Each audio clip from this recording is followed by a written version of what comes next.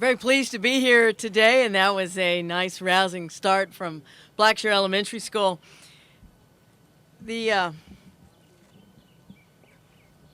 genesis for this program that we're out here launching today was a long time back. It's taken us a while to get here, and for that I'll apologize. But I'm very, very happy to be here today, joined by City Council colleagues, city colleagues, and Councilmember Wanda Adams, Councilmember for this district. I know there are a lot of candidates here as well who care about what happens here in District D. Civic leaders, neighborhood residents. We all love our city. We love our communities, but we don't always love all of our neighbors as we should, because they don't love us back, because they don't take care of their property. And when people don't take care of their property, the city has to step in. And it takes lots and lots of our tax dollars to maintain properties like this across the city. And frankly, over the last few years, as we were in the depths of the recession and we didn't have a whole lot of tax dollars to spare, and we had fewer and fewer city employees to do the work, and these lots seem to be popping up all over the place. We did a couple of things early on. We decided that the most dangerous thing we had across the city was abandoned houses, where people could hide. They would do drugs. They would, criminals could hide and watch their neighbors, watch for opportunities. And so we went after the dangerous abandoned buildings. And we went after the worst of the worst abandoned multifamily projects across the city. But we were still maintaining these lots, and the weeds would get higher, and we fell farther and farther behind. Well, council members had been talking with me about there has to be a way for those people who love their neighborhoods and care about their neighborhoods, particularly neighborhood churches and civic associations, to step in and help us out. And a lot of them already do.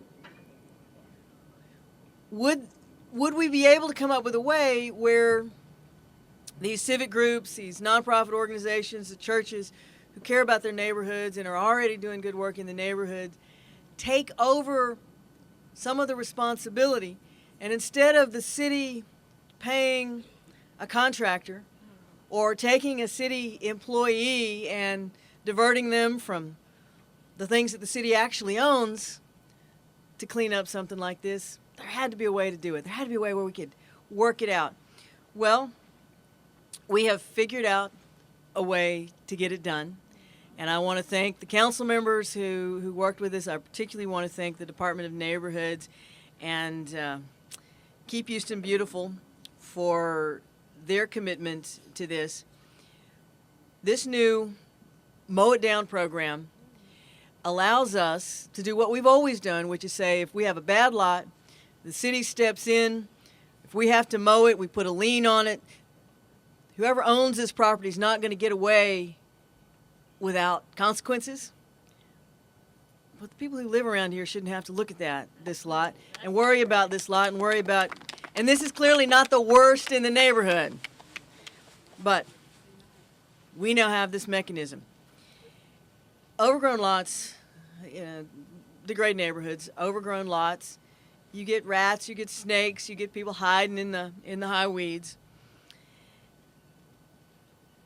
But now, because of our Mow-Down program, we actually have a way to make these a neighborhood project.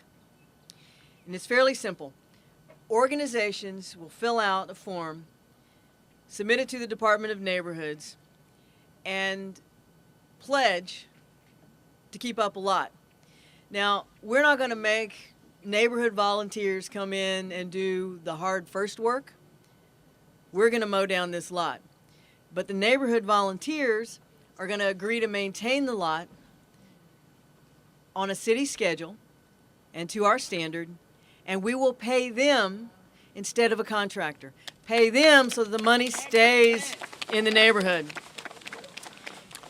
The two council members who have been been in my ear about this for 2 years now, if Councilmember Adams and Councilmember Davis out in District B, and it took a little bit of work with the legal department. And why was it so complicated?